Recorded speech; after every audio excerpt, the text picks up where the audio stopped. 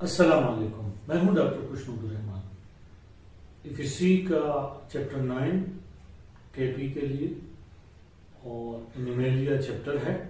इसमें एक फाइलम है, फाइलम सेलेंट्रेटा। इसको हम पढ़ेंगे और सीखेंगे। तो आइए, फाइलम सेलेंट्रेटा साइलोस या ये यूनानी जुबान का, लैटिन जुबान का वर्ड है जिसका मतलब है हालो। और इंट्रॉन बेसिकली एक कैविटी है, गट है, इंटेस्टाइन है।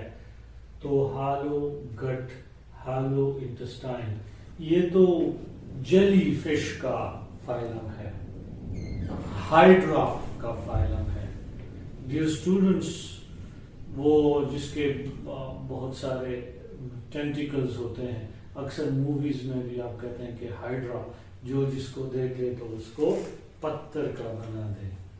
इसके अंदर स्टिंगिंग कैप्सूल्स होते हैं, जिसको स्टिंगिंग कैप्सूल्स होते हैं, जिनको निमेटोसिस्ट कहते हैं। और ये नीडोसाइट्स होते हैं इनके अंदर, इसी वजह से इनको नीडेरिया भी कहते हैं। तो जनरल कैरेक्टर्स इनके ये हैं कि ये एक्वेटिक हैं, ज्यादातर मेरीन है, कम फ्रेश वाटर में है। फ्रेश वाटर की एग्जांपल हाइड्रा है। इनका हैबिट सिंगल भी है और कॉलोनी में भी है। सिंगल बहुत सारे हैं, जैसे जेलीफिश, जैसे हाइड्रा, और कॉलोनी में ओबेलिया कॉलोनी बड़े आपके इधर सिलेबस में भी मौजूद है। तो कॉलोनियल फॉर्म इसकी ओबेलिया है। सिमेट्री, ये रेडियल सिमेट्रिकल होते हैं और ये डिप्लोब्लास्ट हैं। तो ये टू डर्म्स रखते हैं, एंडोडर्म और एक्टोडर्म। इनमें सिंगल ओपनिंग होती है और वही सिंगल ओपनिंग इनके एनस और माउथ दोनों का काम करती है। सिलेंट्रेट्स में टेंटिकल्स, जैसे बता चुका हूं कि इस टेंटिकल्स फिंगर लाइक प्रोजेक्शंस होते हैं, जिनको नीडोसाइट्स कहते हैं, जो कि स्पेशलाइज्ड सेल होते हैं, जो कि स्टिंगिंग कैप्सूल्स रखते हैं। स्टिंगिंग कैप्सूल्स को निमेटोसाइट कहते हैं और इसी वजह से इसको एक दूसरा नाम नीडेरिया भी कहा जाता है। बॉडी वॉल देखें तो इनके बॉडी वॉल्स दो किस्म के हैं। इनका एक बाहर का जो लेयर है ये एपिडर्मिस कहलाता है और इंटरनल इनर लेयर जो है वो एंडोडर्मिस कहलाता है। ये गैस्ट्रोडर्मिस भी कहलाता है, यानी एंडोडर्मिस को गैस्ट्रोडर्मिस भी कहते हैं। एपिडर्मिस, ये एपिथेलियो मस्कुलर सेल्स इनमें होते हैं, नीडोसाइट्स, इंटरस्टिशियल सेल्स, न्यूरॉन्स और सेंसरी सेल्स। ये 1, 2, 3, 4, ये 4 चीजें इनके अंदर हैं। Epithelio muscular cells, cnidocytes, interstitial cells, neurons and sensory cells. Endodermis के अंदर ग्लैंडुलर सेल्स होते हैं।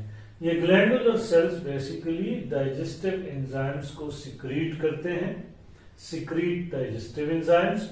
इनमें एक्स्ट्रा सेलुलर डाइजेशन में होती है और इसके अंदर एक कैविटी होती है जिसे इंट्रॉन कहते हैं, इंट्रॉन गैस्ट्रोवास्कुलर कैविटी। अब ये गैस्ट्रोवास्कुलर कैविटी जो है ये हाइड्रोस्टेटिक स्केलेटन के तौर पर भी काम करता है, डाइजेशन में, मूवमेंट में, डाइजेस्टिव फूड का, और इस तरह से सारा प्रोसेस डाइजेशन का जो है ये इसमें हेल्प करते हैं। अब एपिडर्मिस और एंडोडर्मिस के दरमियान एक जेल नुमा फ्लूइड, जेल लाइक फ्लूइड होता है, जेल नुमा फ्लूइड होता है जिसे मीजोग्लिया कहते हैं। अब मीजोग्लिया एक्टोडर्म और एंडोडर्म के दरमियान है, जेल लाइक फ्लूइड है, और इनके मीजोग्लिया के अंदर अमीबोसाइट्स होते हैं। मसल्स जो इनके हैं, जेलीफिश के, हाइड्रा के, ओबेलिया के, इनके मसल्स लॉन्गिट्यूडनल होते हैं और सर्कुलर होते हैं। दो किस्म के डियर स्टूडेंट्स, लॉन्गिट्यूडनल और सर्कुलर किस्म के मसल्स होते हैं। लोकोमोशन का जहां तक ताल्लुक है तो इनमें डिफरेंट वेज हैं। कुछ स्टेशनरी हैं। स्टेशनरी के एग्जाम्पल्स हाइड्रा है, सीनीमून है, ओबेलिया है, कोरल्स हैं। तो ये ऐसे हैं कि जो कि स्टेशनरी हैं, मूव नहीं करते, एक जगह पर अटैच्ड होते हैं। जबकि कुछ ऐसे हैं जो कि जेट प्रोपल्जन मेथड इस्तेमाल करते हैं, जैसे फाइजेलिया पेलाजिका है।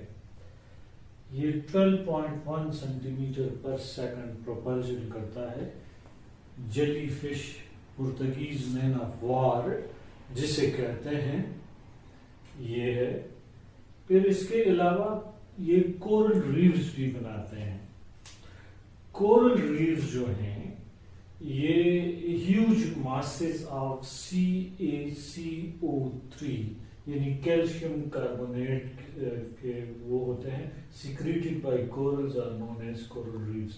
The huge masses of CaCO3 secreted by corals are known as coral reefs. Coral reefs क्या है?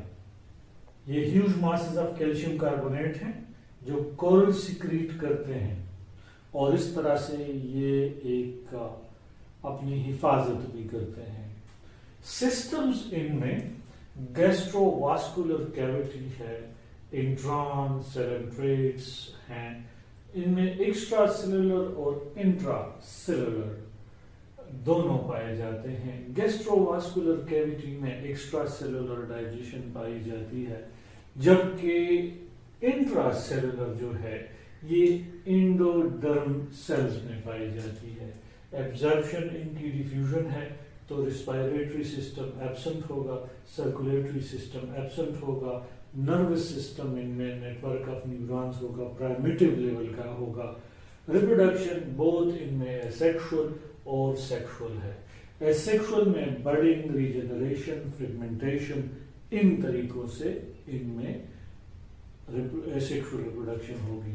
आउटग्रोथ फॉर्म करेगा, दोबारा रिपेयर कर देगा, फ्रेगमेंट इससे अलग हो जाएगा।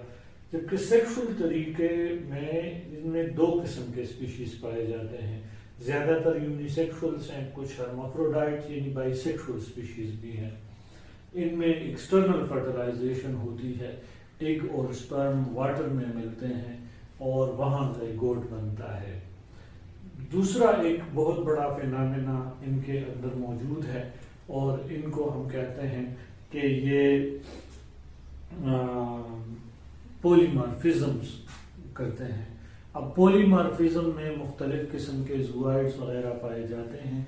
इसके ऊपर अलग एक लेक्चर जो है रिकॉर्ड करेंगे, क्योंकि पॉलीमॉर्फिज्म का आपके जो शॉर्ट क्वेश्चंस हैं इनमें एक बाकायदा हर साल आता है, तो इंशाल्लाह पॉलीमॉर्फिज्म का एक दूसरा पोर्शन होगा। बाकी इनके इकोनॉमिक इम्पोर्टेंस हैं, मेरीन ऑर्गेनिजम्स हैं और जैसे कोरल हैं, जेलीफिश है और कुछ पॉइजनस हैं। और ये जो आप देखते हैं कि ये कोरल रीफ्स बहुत बड़े जो है सोर्स हैं और ये लेगून्स भी बनाते हैं और इस तरह के काफ़ी सारे इनके फ़वाइद हैं। चैनल को लाइक कीजिएगा, सब्सक्राइब कीजिएगा और बेल का आइकन भी दबा दीजिए।